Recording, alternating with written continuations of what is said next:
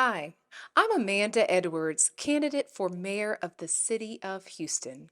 I'm excited to introduce you to my Houston Roots series.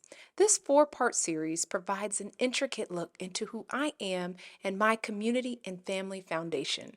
Come along with us on the journey as I walk you through my background and our family's deep Houston roots. In today's installment of My Houston Roots, we're visiting Texas Southern University, which not only plays a key role in Houston's history, it also plays a key role in my family tree. Hi, I'm Amanda Edwards, and I wanted to tell the story of what Texas Southern means not only just to me and my family, but also to the city of Houston. Texas Southern has been a university, historically black college, that has educated so many of our leaders in our community today, but it also was the home of a lot of what happened and transpired with desegregating Houston. One of the things that is very unique about TSU is that its students helped to launch some of the sit-ins that took place. A lot of that story I learned through watching the strange demise of Jim Crow. I remember, like it was yesterday, in fact, when I screened that film several years ago and we watched it, and it talked about the blackout and how desegregation was taking place.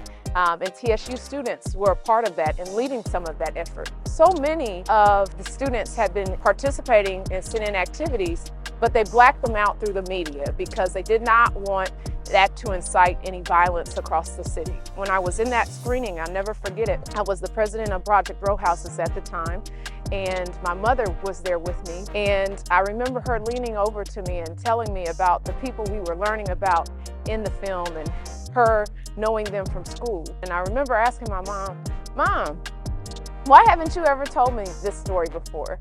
And she looked at me, and it was a very compelling moment. And she said, to you, this story is interesting.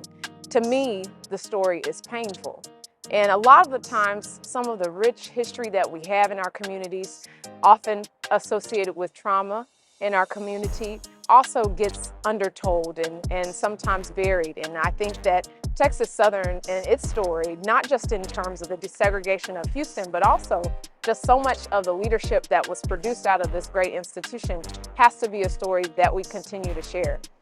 TSU is not only part of Houston's rich history, but it's also part of my very own family tree.